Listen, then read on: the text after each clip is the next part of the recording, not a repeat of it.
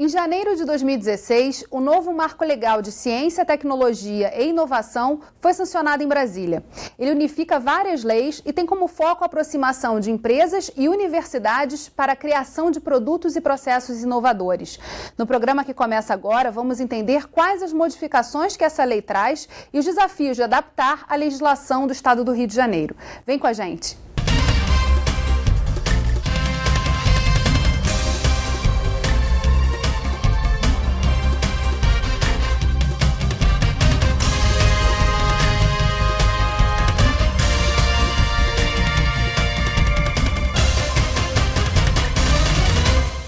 O Rio em Foco recebe o diretor executivo do Parque Tecnológico da Universidade Federal do Rio de Janeiro, UFRJ, José Carlos Pinto, e o diretor da Associação Nacional de Pesquisa e Desenvolvimento das Empresas Inovadoras, ANPEI, Raimar Vandenbillart. O novo marco legal tem como objetivo promover um ecossistema inovador no Brasil. O especialista de projetos tecnológicos da Firjan, Fabiano Galindo, explica a importância de integrar o governo, as universidades e a indústria no desenvolvimento desse ecossistema. Vamos ver. A Tríplice Hélice é um modelo teórico que, na verdade, ele tenta ilustrar quais são as partes componentes de um estado, de um país, de uma região mais inovadora. Vários estudos foram feitos em vários países do mundo, inclusive no Brasil, e se a gente quiser criar essa figura dos três conjuntos que, trabalhando em parceria, eles fazem a inovação acontecer, eles seriam o governo, a universidade e a empresa. Tá? O governo, dado a ele assim, a tarefa de criar a política científica e tecnológica. O governo ele deve dizer para qual direção a economia deveria andar e, aliado a isso, fornecer os insumos necessários para isso acontecer através de incentivos fiscais, editais de financiamento público para inovação e linhas de financiamento. O outro ator são as universidades, muito importante. A universidade é onde o futuro está sendo pesquisado, onde o futuro está sendo construído. Se eu te perguntar o que o Brasil vai ser daqui a 20 anos, é nas universidades que isso está sendo pensado hoje. Então, todas as tecnologias que hoje vigentes na nossa vida, elas foram criadas em torno de uma dezena de anos, 2 dezenas de anos atrás nas nossas universidades. O terceiro e último ator, mas não menos importante, são as empresas. As empresas, elas pegam esse conhecimento que vem das universidades e transformam em produtos, transformam em processos inovadores, transformam em serviços, criando condições de tangibilizar essas ideias, na forma de produtos, criar postos de trabalho, pagar seus impostos e fazer a economia andar. Qual é o quadro hoje da inovação no Brasil e por que ele é tão importante? Por que é tão importante falar desse tema no Rio de Janeiro? A importância da inovação para qualquer sociedade moderna é imensa, porque é através da atividade inovadora e a produção de produtos e serviços, a geração de produtos e serviços, é que a sociedade tem acesso aos conhecimentos que são gerados no âmbito dos institutos de pesquisa e das universidades. O Rio, em particular, está muito bem posicionado para fazer inovação e desenvolvimento tecnológico. Por quê?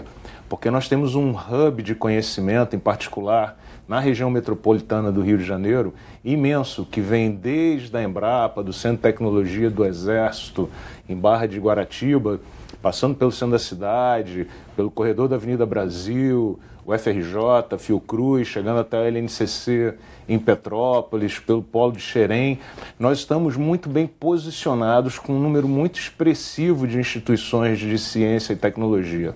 Mas por alguma razão no país, o conhecimento que é gerado no âmbito dessas instituições não tem atingido a sociedade de maneira eficaz. Então, o Brasil tem ido bem em praticamente todos os rankings mundiais que atestam a produção de conhecimento, mas tem ido muito mal em todos os rankings que atestam a eficiência como esses conhecimentos chegam à sociedade através de novos produtos e serviços.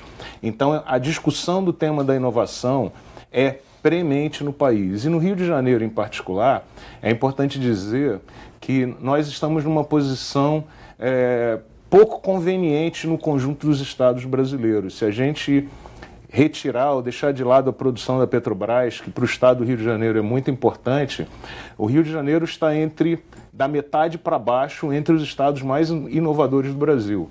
Se a gente pensar que o país não é exatamente conhecido pela inovação, isso nos coloca como estado e como cidade numa posição muito ruim. E a gente precisa atacar esse tema. De que forma pensar, discutir um novo marco legal, que ainda precisa ser regulamentado em Brasília, pode trazer mudanças para esse quadro? A grande importância da regulamentação do marco legal está na segurança jurídica para que as empresas possam investir mais em pesquisa e desenvolvimento. E também no sentido de que elas possam investir na formação de recursos humanos.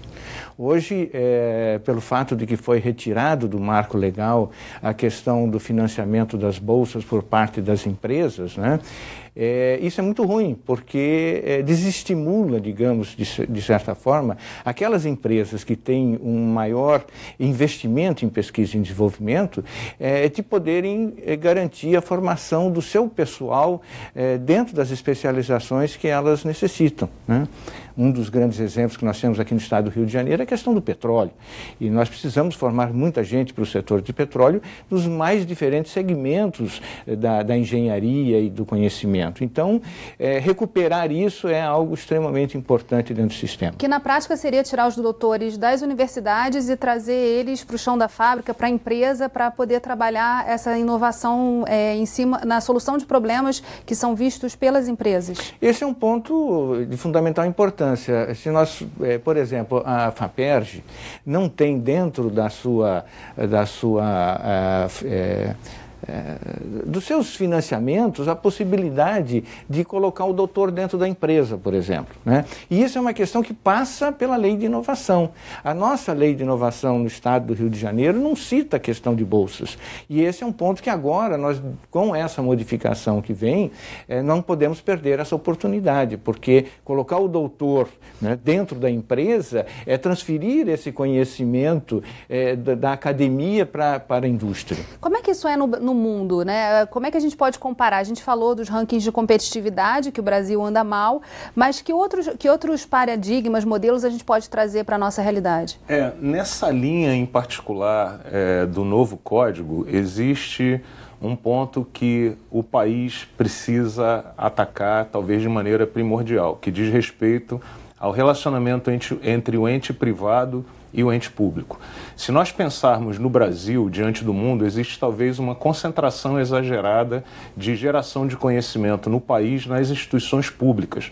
Num país, por exemplo, como os Estados Unidos, as empresas privadas têm um papel muito relevante na geração do conhecimento e na geração da inovação. No entanto, no país, o conhecimento ele é concentrado nessas instituições públicas e, como são as empresas que têm a missão de disponibilizar os novos serviços e os novos produtos, se não há uma legislação suficientemente robusta que permita que essas empresas privadas e os entes públicos conversem e que esse conhecimento flua para se completar a cadeia do conhecimento, ocorre uma interrupção do processo. E eu entendo que esse é um dos problemas que o país enfrenta. A nossa legislação ela é excessivamente preconceituosa com o relacionamento entre o público e o privado nessa área do conhecimento.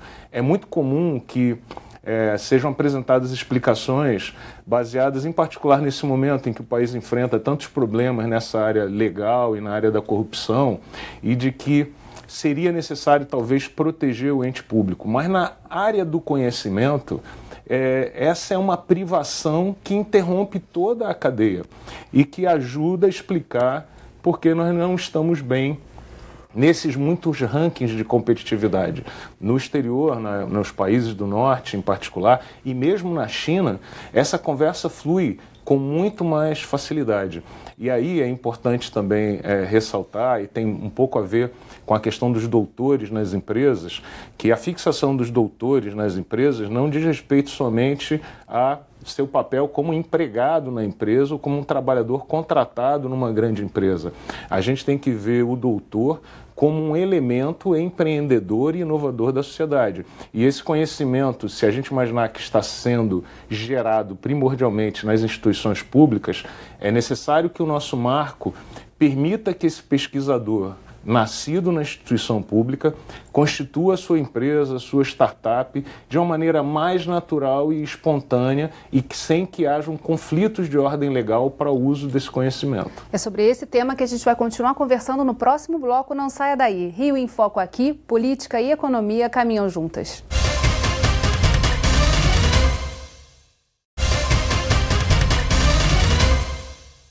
Voltamos com José Carlos Pinto e Raimar Vandenbillart. A integração entre os investimentos públicos e privados é também um importante passo para o desenvolvimento da inovação. Quem explica é a professora Shirley Coutinho, vice-presidente do Fortec.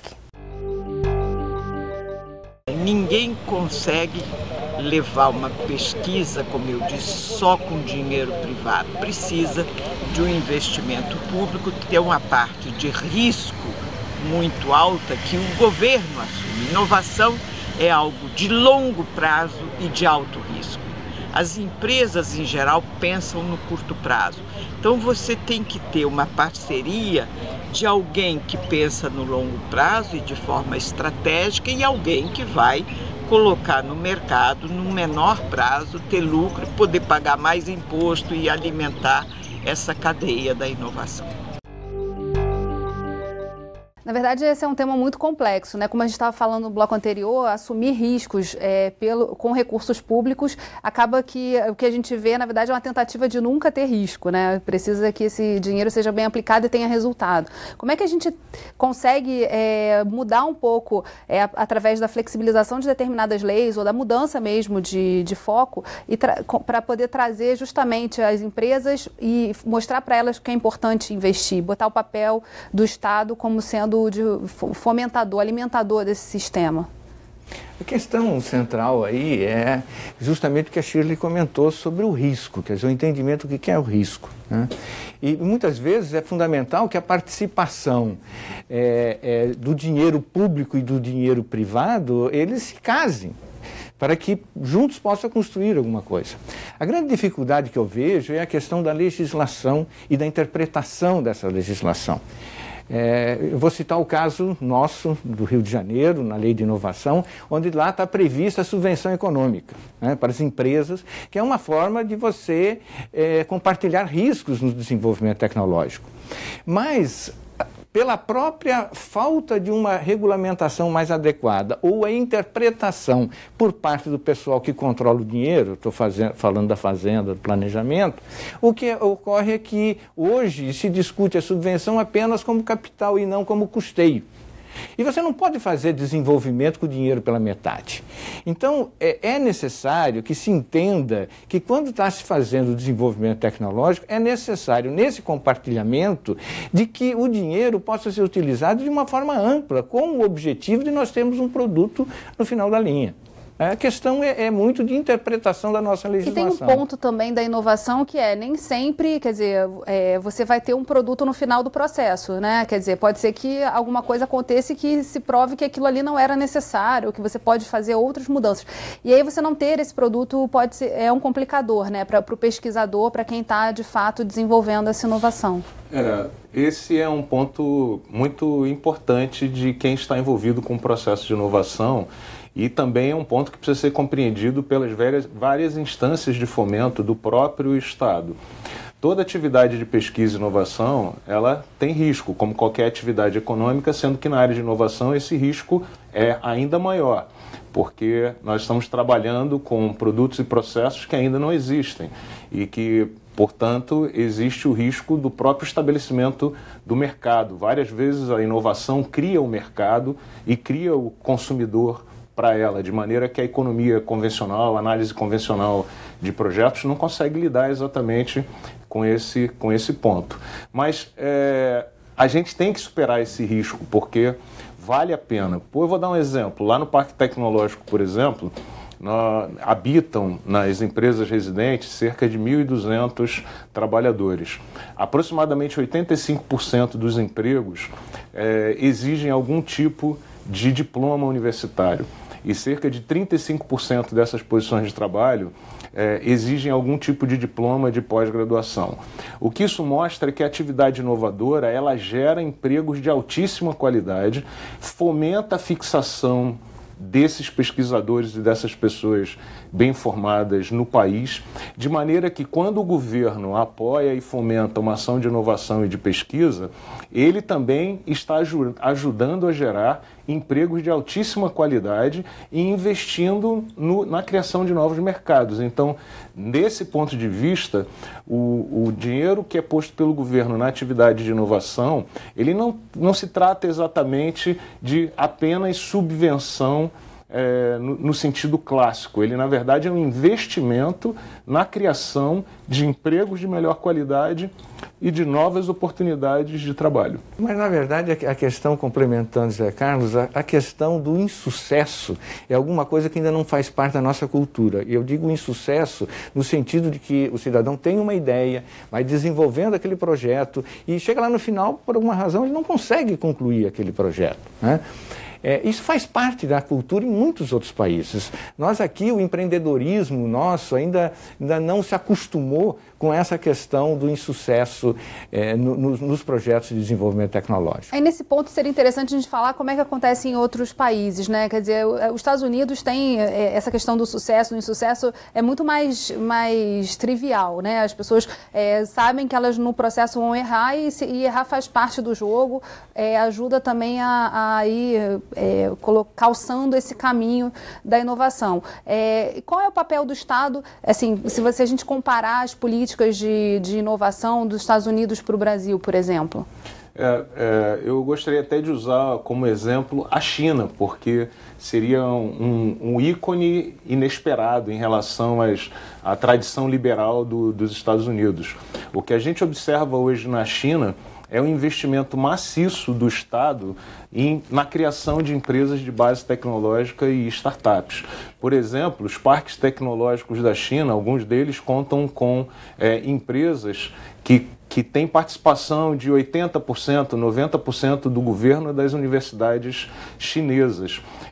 E como bem disse o Raimar, essa participação aceita, inclusive, o risco de que aquele negócio não dê certo, porque isso faz parte do jogo. Na atividade inovadora, no desenvolvimento e na pesquisa, o ganho ele vem com o acúmulo do conhecimento e com as oportunidades que eventualmente vão dar certo. As oportunidades que não vão dar certo fazem parte do contexto, né, e ajudam a explicar o risco elevado, mas os ganhos de uma atividade que dá certo superam, em geral, todas as perdas associadas àquelas outras atividades que não foram tão bem sucedidas. Agora, no contexto que a gente se encontra, né, no Brasil, né, em nível nacional, que é da falta de recursos, da crise financeira, de toda uma discussão de reduzir investimentos por parte do governo, como é que a gente impulsiona essa agenda da inovação? Faz com que ela seja colocada de fato como prioridade?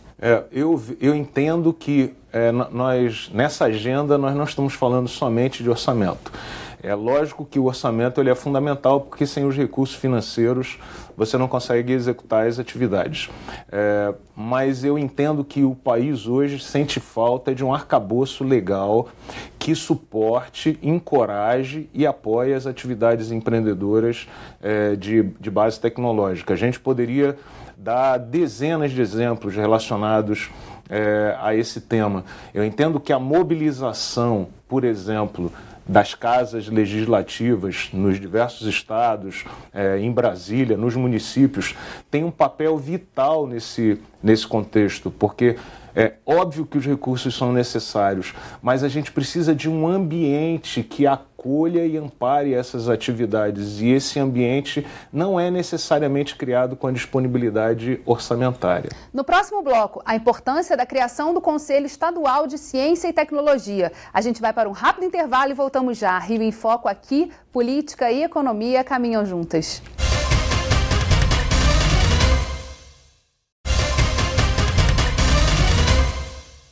Em encontro realizado realizado no Parque Tecnológico da UFRJ em outubro, o subsecretário de Ciência, Tecnologia e Inovação do Estado do Rio anunciou que iria criar até o fim de 2017 o Conselho Estadual de Ciência e Tecnologia, previsto na lei que está em vigor desde 2009. Segundo ele, esse conselho permitirá que as instituições participantes acompanhem a implementação das políticas públicas de inovação no Estado do Rio. Vamos ver. O Conselho é aquilo que o debate, ele é um local de discussão das políticas públicas para o futuro do Estado do Rio de Janeiro em inovação. E eu acho que o Conselho, se reunindo regularmente, ele vai conseguir dar continuidade naquilo que vem sendo feito e inclusive perpassando governos. Quer dizer, a gente não pode pensar só em política de governo, mas política para o Estado, pensando no futuro do Estado do Rio de Janeiro. A gente está falando justamente da participação legislativa e da sociedade nesse processo de inovação, né? Da discussão de criação de um ambiente para que isso ocorra. De que forma o Conselho pode ajudar nesse processo? Um dos principais atividades que esse Conselho deverá assumir é a questão do plano de desenvolvimento tecnológico no Estado do Rio de Janeiro. Esse plano, ele poderá dar uma série de direcionamentos a respeito dos investimentos, das áreas, digamos assim, de maior importância para esse trabalho no Estado do Rio de Janeiro. Existem algumas questões dentro desse plano de desenvolvimento que abrange a questão do petróleo, que abrange a questão dos fármacos, que abrange a questão da agricultura e N outras questões que são oportunidades do Estado do Rio de Janeiro. E isso é importante, quer dizer, é importante olhar, e principalmente no momento de crise, eu sempre costumo dizer que não basta a questão do foco na atividade produtiva, nós temos que sempre estar olhando para o futuro, mas é extremamente importante que a gente olhe as competências do Estado do Rio de Janeiro e trabalhe em cima dessas competências de tal forma que a gente garanta essa continuidade do desenvolvimento tecnológico. Um outro ponto importante é um direcionamento dos recursos do FATEC. O FATEC faz parte da FAPERJ, é um fundo que tem uma parte dos recursos da FAPERJ direcionados ao FATEC e ele até hoje não fez nenhum investimento agora recente a partir da própria Lei de Inovação do Estado do Rio de Janeiro, justamente em função da falta de que esse Conselho se reúna, discuta e defina essencialmente quais seriam os principais investimentos a serem feitos pelo FATEC. Na verdade, a gente está falando de uma lei que está em vigor, tem um novo marco legal em Brasília e a gente vai ter que adaptar essa lei federal à lei estadual, avançando em alguns pontos. Basicamente, que equilíbrio a gente vai ter que buscar na discussão desse novo marco legal estadual? Nós temos a questão, primeiro, de buscar adequar a Lei de Inovação do Estado do Rio de Janeiro ao marco legal federal que está sendo, que já foi modificado, mas que está sendo regulamentado. Quer dizer, essencialmente depende de algumas questões ainda dessa regulamentação. Por outro lado, tem alguns pontos em que nós podemos avançar na Lei de Inovação. Por exemplo, a Lei de Inovação do Estado do Rio de Janeiro, ele prevê a questão de benefícios fiscais. Nós poderíamos estar pensando em alguns benefícios específicos, inclusive o Fórum já discutiu isso no passado, junto com a Firjan, a questão do uso do ICMS para o pagamento de projetos de desenvolvimento tecnológico junto às instituições aqui do Estado. Então, existem algumas questões que, além desse ajuste com o marco legal, que nós podemos avançar para garantir o desenvolvimento tecnológico no Rio de Janeiro. Dando continuidade até ao tema que o Parque Tecnológico trouxe, né, e reuniu a comunidade científica e tecnológica do parque e convidando outros atores para participar, quais são as expectativas a respeito da discussão do marco legal estadual que vocês trazem? A expectativa que nós temos é de construção de uma agenda para o Estado do Rio de Janeiro. Eu acho que esse tema ele tem andado um pouco esquecido na agenda do país, mas tem estado particularmente esquecido na agenda do Estado do Rio de Janeiro. E se, retomando um pouco a minha fala inicial de que nós temos uma vocação para fazer ciência, tecnologia e inovação no nosso estado e na nossa região metropolitana, é muito importante que a gente construa uma agenda que nos ajude a avançar nesse tema. Eu acho que nesse momento, é o principal resultado. Por exemplo, a gente ouve o interesse da Prefeitura do Rio de Janeiro de lançar em futuro breve uma lei municipal de inovação, e a gente saúda com uma certa satisfação a iniciativa, porque de fato ela é necessária e é preciso que essa discussão permeie os diferentes atores da cidade e do estado. Eu diria que a nossa agenda principal hoje é construir a agenda, por mais paradoxal que isso possa parecer, porque como é um tema que não faz parte da nossa discussão diária, não tem feito parte das nossas discussões políticas nem das campanhas, é importante que a gente convença os atores legislativos, executivos, os pesquisadores a se envolverem de maneira mais profunda. E aí eu queria só ressaltar que a criação do Conselho Estadual é extremamente importante para que a ação também, ela eventualmente se consolide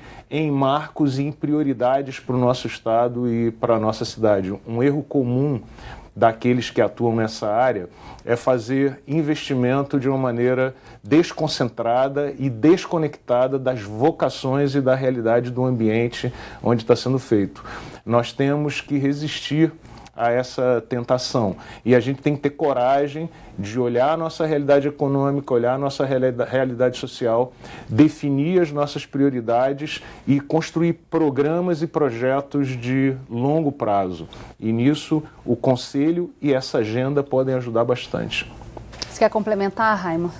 Eu gostaria só de trazer uma outra questão, que é as compras governamentais, que estão previstas na nossa lei de inovação, mas ela está colocada de uma forma muito solta, né? Dizendo assim, sempre que possível. E eu acredito que haja aí também um espaço na regulamentação e na nova lei de inovação para a gente avançar nisso no sentido de garantir que as startups, que as empresas, de uma forma geral, como as próprias pequenas empresas do polo, possam contribuir mais com esse processo, né, e ter uma forma mais efetiva de fornecer bens para o Estado do Rio de Janeiro. Que não deixa de ser uma forma também desse investimento que o Estado faz nessas empresas e no desenvolvimento de tecnologias retornar para o próprio Estado. Exatamente. Em bens e serviços. Né? Em termos de bem-estar da sociedade e de impostos, a gente nunca deve esquecer que, em última instância, os novos bens, sejam na forma de produtos, na forma de serviços, vêm beneficiar o conjunto da sociedade. Exatamente. Bem, a gente poderia ficar discutindo mais muito tempo sobre esse tema, que é interessantíssimo, mas infelizmente o programa chegou ao fim. Obrigada, José Carlos, obrigada, Raima, e obrigada a você, telespectador, que ficou com a gente até agora. Você pode acompanhar a nossa programação nas redes sociais, Facebook, Instagram e Twitter, ou enviar suas dúvidas e sugestões para o nosso e-mail rioinfoco@lerj.rj.gov.br ou para o nosso WhatsApp 21 98890 4709. TV Alerj, o canal do povo fluminense. Até a próxima.